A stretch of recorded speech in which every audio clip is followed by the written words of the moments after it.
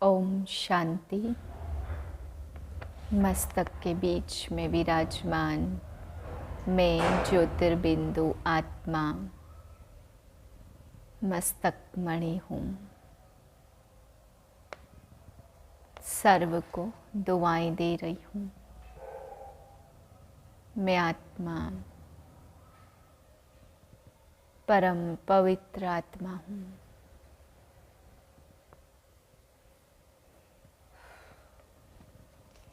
पाँच 5/5/2023 के महावाक्य हैं।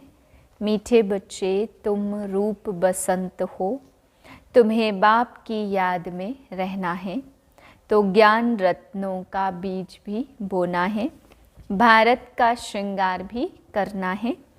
प्रश्न है, तुम बच्चे कलयुगी गोवर्धन पर्वत को उठाने के लिए कौन सी अंगुली देते हो? उत्तर है पवित्रता की। पवित्रता की प्रतिज्ञा करना ही जैसे अंगुली देना है। पवित्रता नहीं है तो भारत का हाल देखो क्या हो चुका है। पवित्रता है तो पीस प्रॉस्पर्टी सब है। इसलिए श्रीमत पर आग और कपूस इकट्ठे रहते भी पवित्र बनना है। प्रवृत्ति में रहते पवित्र बनना है। घर बार का संन्यास नहीं करना है। गीत है, आने वाले कल की तुम तकदीर हो। ओम शांति। माताओं ने, सभी सजनियों ने यह गीत सुना। बच्चे जानते इस भारत की तकदीर में लकीर लगी हुई है। किस द्वारा लकीर लगी है? 5 विकारों रूपी रावण द्वारा। अब फिर तुम बच्चे भारत की तकदीर बना रहे हो। तुम हो शिव शक्ति माताएं। जब ज्ञान सागर आते तो माताओं के ऊपर कलश रखते हैं। तुम बच्चे जानते हो हम भारत की तकदीर बनाने अर्थात भारत को स्वर्ग बनाने वाले हैं। अब तुम बाप की सेना हो, बाप के घर की शोभा हो। माँ बाप के पास बच्चा नहीं होता तो घर जैसे सूना हो जाता। यह सारी दुनिया सूनी सूनी लगती है। अब तुम बच्चे इनको स्वर्ग बनाने वाले हो। बाप कहते, मैं तुम माताओं का गुलाम हूँ, क्योंकि आगे यह माताएं पति की गुलाम थी। उनको कहा जाता हिंदू नारी का पति ही गुरु ईश्वर सब कुछ है। वास्तव में इस समय की बात को फिर भक्ति मार्ग में ले गए। परमपिता परमात्मा को इस समय कहा जाता त्वमेव माताश्च पिता त्वमेव, सब कुछ एक है। हिंदू लोगों ने फिर पति के लिए कह दिया। वास्तव में शिव बाबा है पतियों का भी पति। तुम तो सदा सौभाग्यशाली बनती हो और यह पति भी अमर है, अमरनाथ है। तुमको भी अमरनाथ अमरपुरी का मालिक बनाते हैं। ऐसे पति को बहुत याद करना है जो तुमको पढ़ाकर स्वर्ग का मालिक बनाते। ऐसे पति को भूलने से रोना आ जाता। बाप कहते, क्या तुम्हारा साजन मर गया है जो तुम रोती हो? तुमको तो अभी सदैव हर्षित मुख रहना है। देवताओं का मुखड़ा सदैव हर्षित रहता। मनुष्य देखने से ही खुश हो जाते। देवताओं ने वह खुशी कहाँ से लाई? संगम पर बाप ने ऐसा हर्षित मुख खुश मिजाज बनाया था। अभी पुरुषार्थ करना है, तब ही तो अविनाशी बनेंगे। बाप कहते, रोने की बात ही नहीं है। वाह, ऐसा सलोना साजन मिला है जिससे स्वर्ग के महाराजा महारानी बनते हो। तुम श्रीमत पर कदम कदम चलते रहो। तुम जो वर्षंस सुनते हो वह एक एक वर्षंस लाखों रुपयों का है। वह विद्वान लोग गीता वेदांत आदि सुनाते हैं तो कहते यह एक एक वर्षंस लाखों रुपयों का है, परंतु ऐसा तो है नहीं। तुम हर एक रूप बसंत हो। आत्मा रूप है और बाप भी रूप है। फिर उनको ज्ञान का सागर कहा जाता। ज्ञान की वर्षा कराने वाला स्थूल पानी की बात नहीं है, इसको तो ज्ञान रत्न कहा जाता। हर एक को ज्ञान रत्नों का बीज बोना है। मनुष्यों को समझाना चाहिए कि तुम आत्मा हो और यह तुम्हारा शरीर है। तुम कहते हो पापात्मा पुण्यात्मा, पाप परमात्मा पुण्य परमात्मा नहीं कहते। इससे सिद्ध है परमात्मा सर्वव्यापी नहीं है। माया पापात्मा बनाती और बाप पुण्यात्मा बनाते। पुण्य आत्माओं की दुनिया को स्वर्ग और पापात्माओं की दुनिया को नरक कहा जाता। सबको पावन बनाने वाला सदगति दाता एक ही बाप है। तो तुम बच्चे इस बेहद के घर के श्रृंगार हो। तुम्हें भारत का श्रृंगार करना है। वैकुंठ को वंडर ऑफ दी वर्ल्ड कहा जाता। मनुष्य 7 जिस्मानी वंडर्स दिखाते, वह तो है मनुष्यों के बनाए हुए। वास्तव में वंडर ऑफ दी वर्ल्ड है वैकुंठ, जहाँ सब आत्माएं सदा सुखी रहती। गाते भी है फलाना स्वर्गवासी हुआ, परंतु जब तक बाप न आए तब तक वहाँ कोई जा नहीं सकता। अब तुम बच्चे जानते हो हम वैकुंठ में जाते हैं। वह जिस्मानी वंडर्स आँखों से देखने के हैं। तुमको वैकुंठ में जाकर अथाह सुख भोगना है, वहाँ रोने की बात नहीं है। बाप कहते तुम परमपिता परमात्मा की सजनी रोती क्यों हो? शायद साजन को भूल जाती हो। साजन को भूल जाना माना उनसे विदाई लेना। सदैव उनको याद करते रहो तो रोने की तो बात ही नहीं है। बाकी किसका संबंधी मरता है तो रोते हैं। अब तुम जीते जी छुट्टी लेते हो, सबसे छुट्टी ले।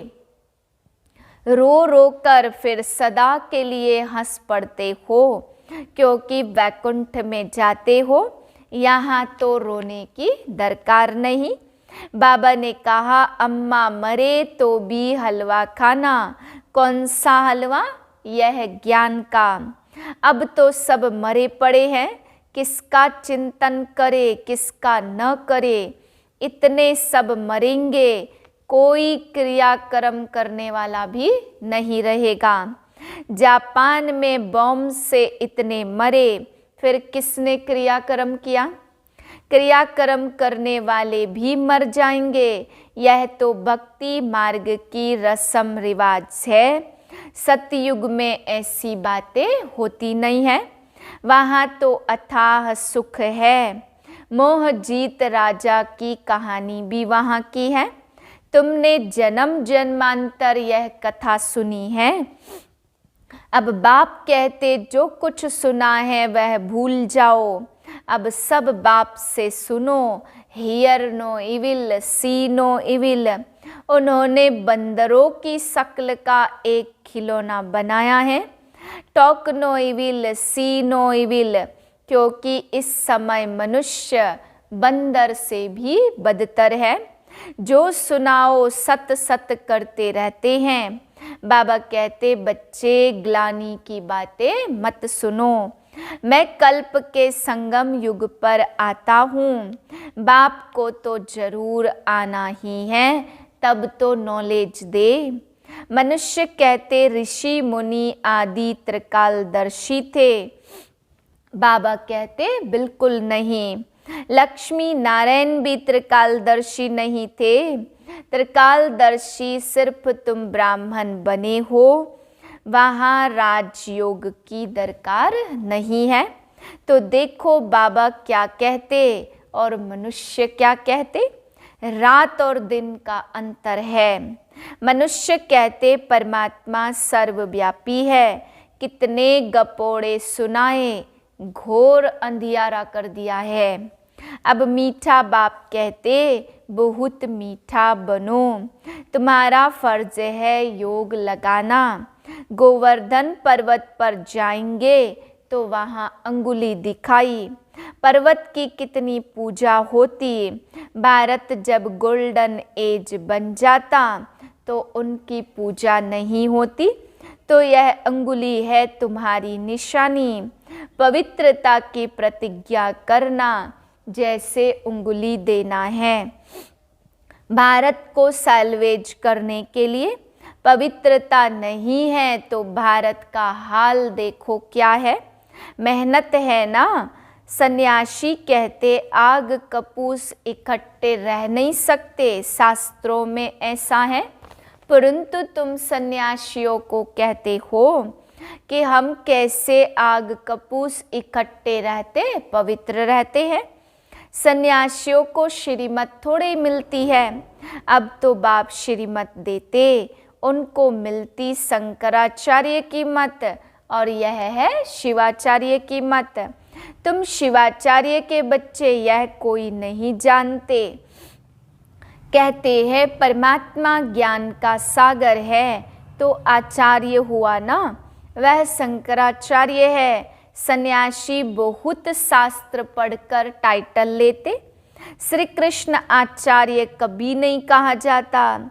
शिव का पता ही नहीं है, वह बाप को जानते ही नहीं। सिवाय बाप के और किसी को ज्ञान का सागर नहीं कह सकते। कोई सन्यासी मिले तो बोलो तुम तो निवृत्ति मार्ग वाले हठ योगी सन्यासी, हम हैं प्रवृत्ति मार्ग वाले राजयोगी। तुम राजयोग सिखला नहीं सकते, तुम हो रजोगुणी, क्योंकि शंकराचार्य आते ही हैं द्वापर में।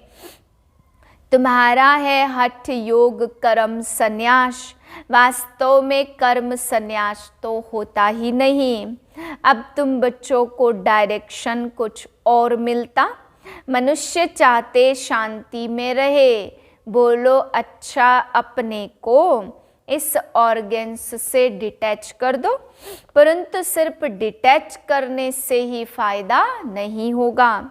डिटैच हो फिर मुझे भी याद करो तो विकर्म विनाश होंगे। शांति तुम्हारे गले का हार है, आत्मा का स्वधर्म है शांति। हम आत्माएं मूल वतन में साइलेंस में रहती। बाबा ने जाजती साक्षात्कार किए, मम्मा ने तो कुछ भी नहीं देखा, कभी भी ध्यान में नहीं गई। ज्ञान में कितनी तीखी गई, यह ध्यान की आश भी नहीं रखनी चाहिए। मम्मा देखो बिगर ध्यान के कितना आगे नंबर लेती। पहले श्री लक्ष्मी श्री नारायण, इनके लिए लिखा है अर्जुन को विनाश स्थापना का साक्षात्कार हुआ। वह खुद भी गीता पढ़ते थे, बहुत कथा करते थे। अब वंडर लगता शास्त्रों में क्या क्या है। बाप कहते यह पढ़ा हुआ सब भूल जाओ, सुनो नहीं, देखते हुए भी नहीं देखो। बस हम तो जाते बाबा के घर स्वीट होम।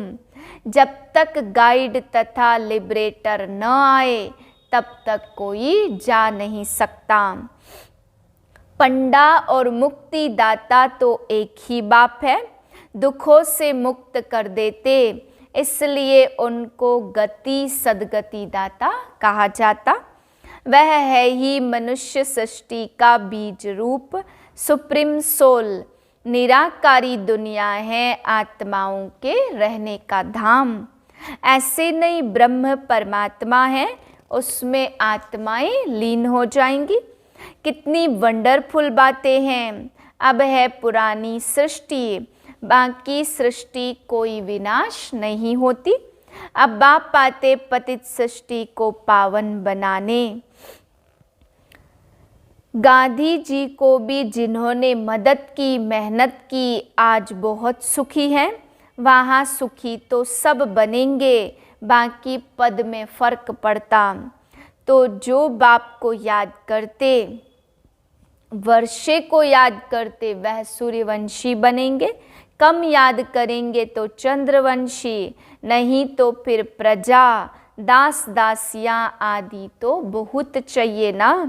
बाप ने समझाया योग बल से ही कोई भी विश्व का मालिक बन सकता। तुम हो योग बल की अहिंसक सेना। क्रिश्चियन को भी इतना बल मिल जाए तो विश्व के मालिक बन सकते, परंतु लॉ नहीं कहता। वह बंदर की कहानी है ना। श्री कृष्ण के मुख में माखन आ जाता विश्व की राजाई का, तो विश्व का राज्य योग बल से मिलता है। बाप कहते मैं स्वर्ग रचता हूँ, तुम बच्चों का भी यही धंधा है। बच्चे फिर बाप के बन स्थापना में मदद करते। अच्छा, मीठे मीठे सिकिलदे बच्चों प्रति माता पिता बाप दादा का याद प्यार गुड मॉर्निंग। रूहानी बाप की रूहानी बच्चों को नमस्ते। हम रूहानी बच्चों की रूहानी बाप को नमस्ते। धारणा के लिए पहली पॉइंट, सदा हर्षित खुश मिजाज रहना है, कभी भी रोना नहीं है, जीते जी सबसे छुट्टी ले लेनी है, किसी का भी चिंतन नहीं करना है। दूसरी पॉइंट, अपने शांति स्वधर्म में स्थित रहना है, ज्ञान और योग से तीखा जाना है, ध्यान की आश नहीं रखनी है। वरदान यथार्थ श्रेष्ठ है हैंडलिंग द्वारा, सर्व की दुआएं प्राप्त करने वाले, सर्व के स्नेही भाव। जैसे बाप ने किसी भी बच्चे की कमजोरी को नहीं देखा, हिम्मत बढ़ाई कि आप ही मेरे थे और सदा बनेंगे और हैं, ऐसे फॉलो फादर करो। हर एक की विशेषता को देखते संबंध संपर्क में आओ तो आत्माओं से स्वतः आत्मिक प्यार इमर्ज होगा और बाप के साथ साथ सर्व के स्नेही बन जाएंगे। जहाँ आत्मिक स्नेह है वहाँ सदा सभी द्वारा सद्भावना, सहयोग की भावना स्वतः ही दुआओं के रूप में प्राप्त होती है। इसको ही रूहानी यथार्थ हैंडलिंग कहा जाता। स्लोगन है, अपने श्रेष्ठ संकल्पों की एकाग्रता द्वारा अन्य आत्माओं की भटकती हुई बुद्धि को एकाग्र कर देना ही सच्ची सेवा है। ओम शांति।